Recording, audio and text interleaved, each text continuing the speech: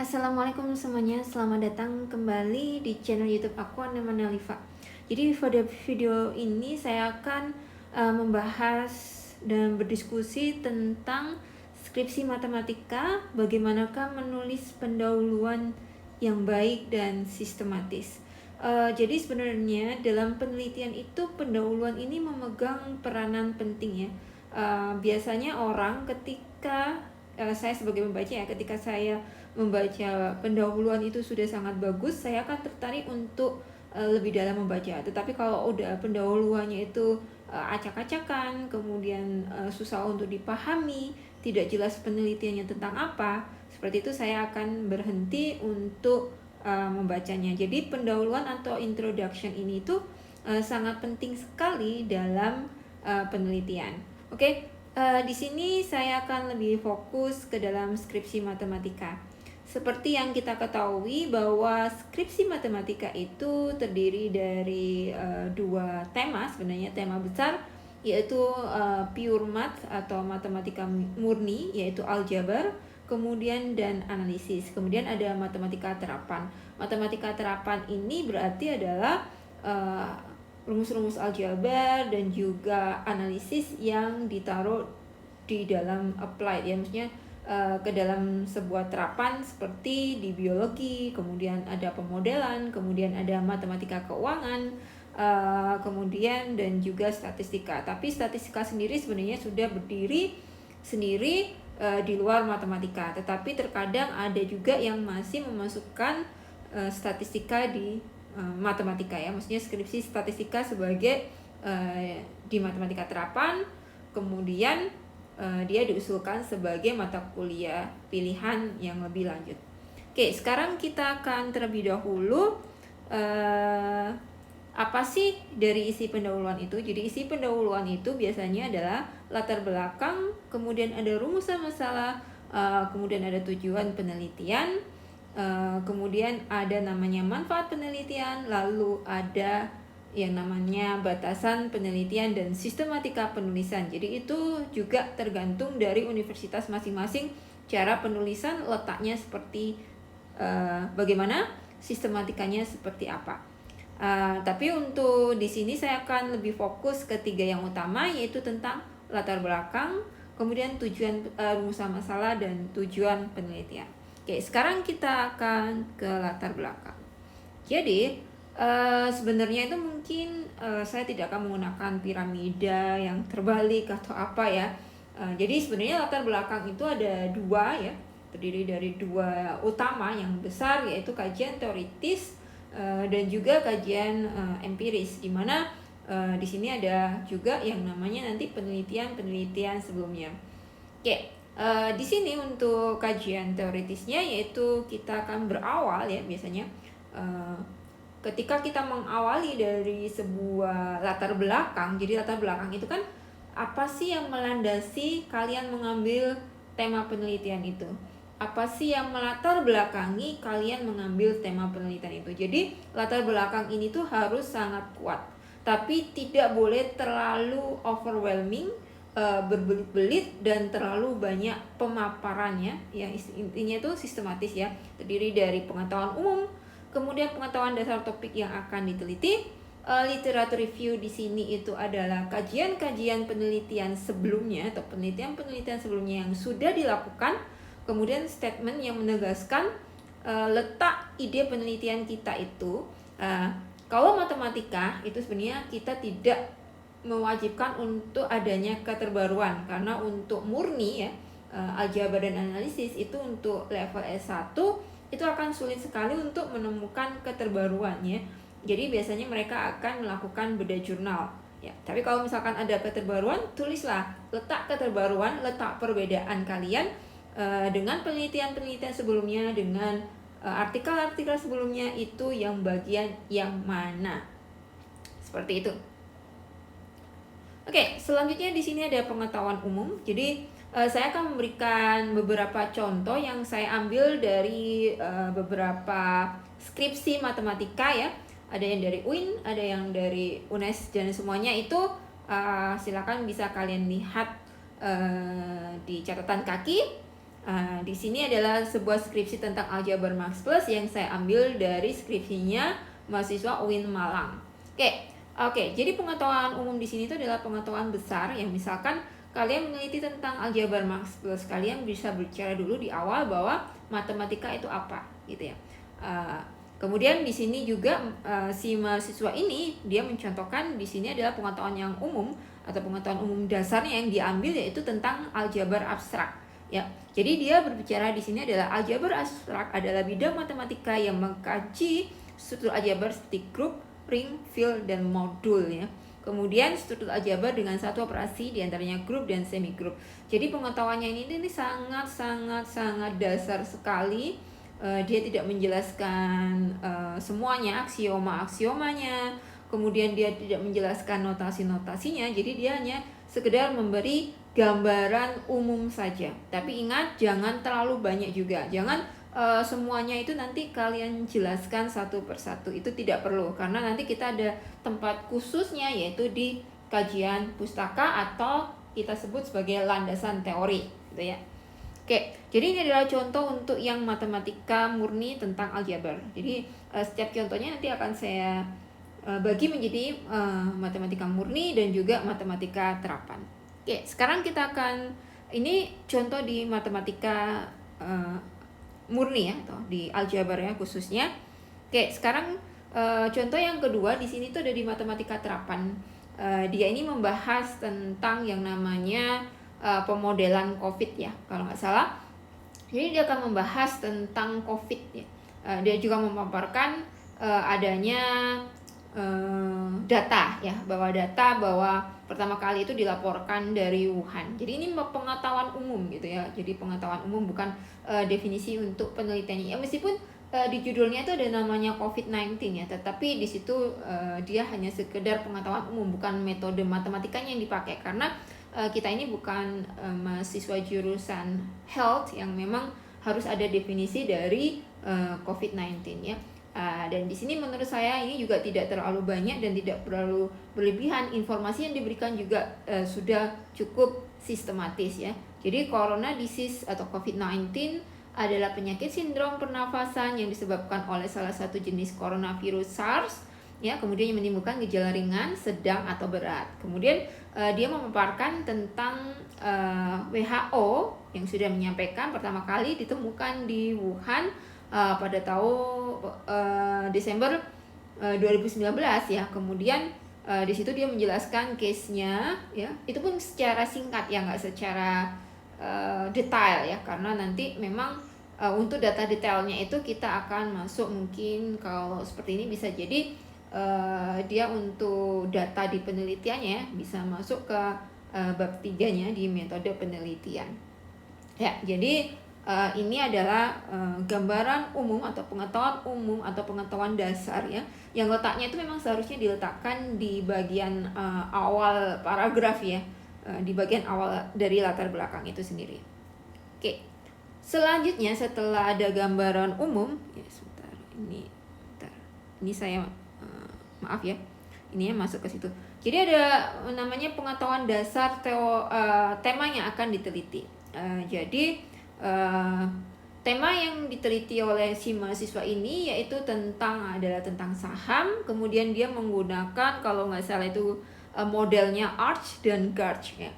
Di sini harus basicnya aja, basic knowledge-nya, pengetahuan dasar tema yang diteliti gitu ya. Jadi bukan dijelaskan secara detail karena nanti ada tempatnya sendiri seperti yang saya katakan tadi, yaitu di kajian pustaka ya, di landasan teori. Jadi di sini tuh hanya sekedar overview aja, hanya mengenalkan, oh ini loh apa yang dimaksud dengan Arch, oh ini loh apa yang dimaksud dengan Garch ya. Jadi seperti itu.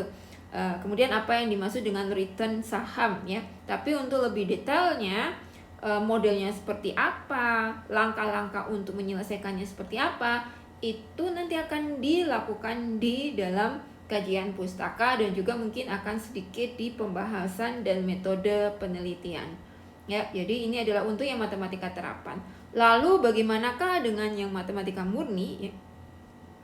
Oke. Oke, untuk matematika murni sama ya. Jadi ini mahasiswa ini menjelaskan tentang aljabar Max Plus ya. Oke, maaf.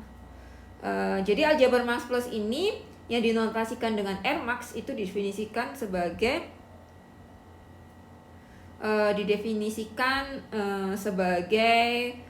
berikut ya, bilangan real dengan himpunan bilangan real yang dilengkapi dengan minus infinity di sini ya.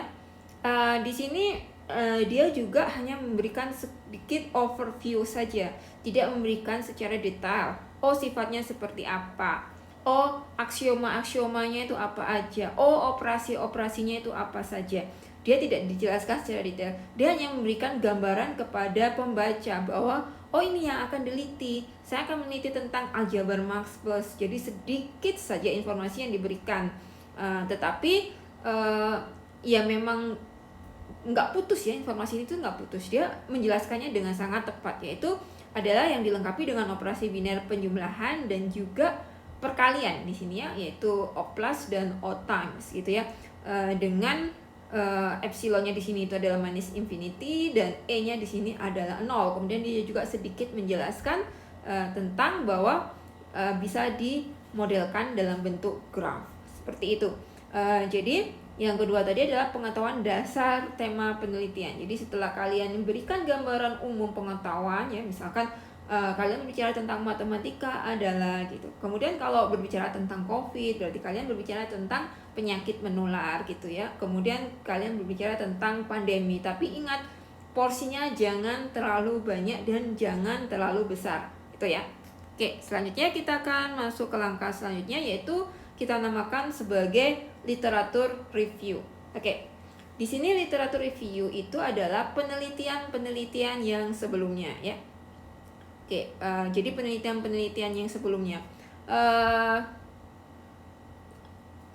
Kalau kalian akan menuliskan sebuah literatur review, itu sebenarnya ada sebuah web ya, connected paper ya. Itu yang sangat membantu untuk menuliskan literatur review kalian. Jadi kalian nggak perlu nyari jurnal satu persatu ya, cukup kalian ingin kalian meneliti ini, nanti akan muncul yang berkaitan ya, paper-paper yang berkaitan dengan bahan yang kalian teliti. Nanti akan saya jelaskan mungkin di video yang lain, tapi di sini saya menjelaskan tentang di sini loh ada literatur review. Gunanya kenapa kita menjelaskan penelitian-penelitian sebelumnya? Karena nanti kita akan mencari apakah memang ada gap penelitian ya. Mungkin kalau di matematika murni itu, kalau yang bedah jurnal mungkin cukup memberikan literatur review sebelumnya, kemudian jurnal yang akan kalian bedah, intinya seperti itu. Tapi tidak adanya keterbaruan juga tidak masalah. Tapi kalau misalkan di matematika terapan, misalkan kalian memunculkan model baru atau memunculkan data baru, adanya keterbaruan,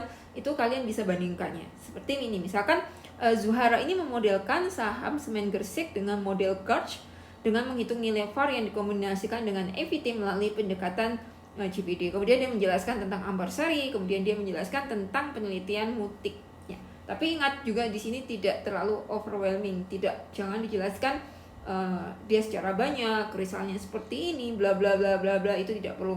Karena untuk yang latar belakang itu mungkin cukup antara 2 sampai 4 halaman ya. Jangan sampai terlalu berlebihan.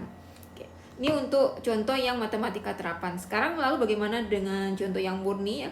Sebenarnya yang murni ini dia meneliti tentang cara menghitung eigenmode ya, eigenmode di aljabar Max Plus. Tapi kan sebenarnya eigenmode ini itu sudah diteliti oleh Subiono ya, sudah dimasukkan di situ.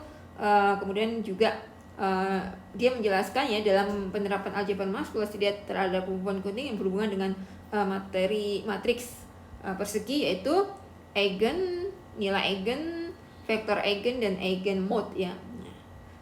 Ini tuh juga sudah merupakan literatur review ya, meskipun seperti itu ya. Tapi memang tidak sejelas ya, se-eksplisit yang ada di dalam matematika terapan tadi ya.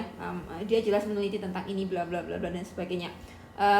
Dan sebenarnya juga ada juga di sini adalah penelitiannya dari Tunisia, Wijayati dan Veronica yang membahas tentang nilai eigen dan vektor eigen dari matriks tak deduksi. Dia menyampaikan juga itu. Kemudian ada penelitian lagi dari Mustafa dan Bintari dan sebaliknya.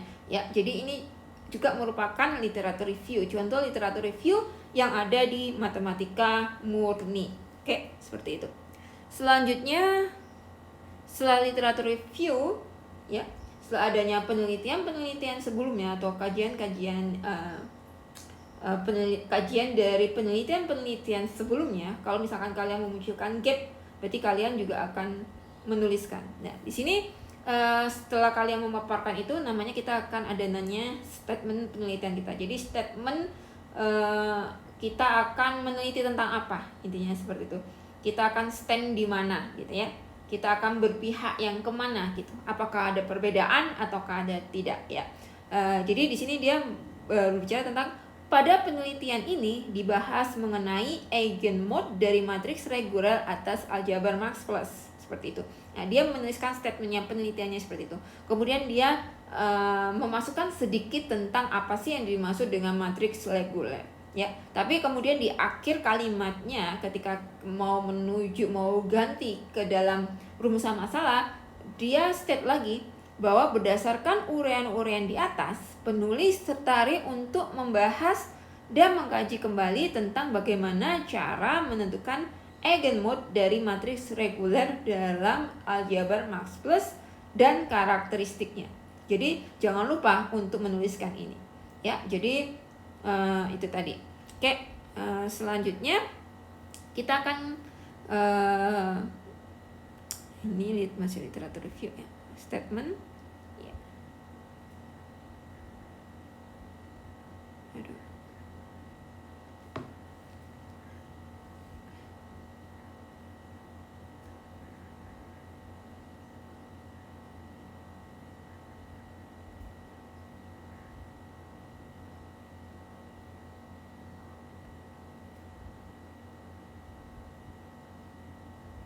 Oke, kita akan lanjut, ya. Di sini saya lupa untuk memasukkan yang bagian yang apa?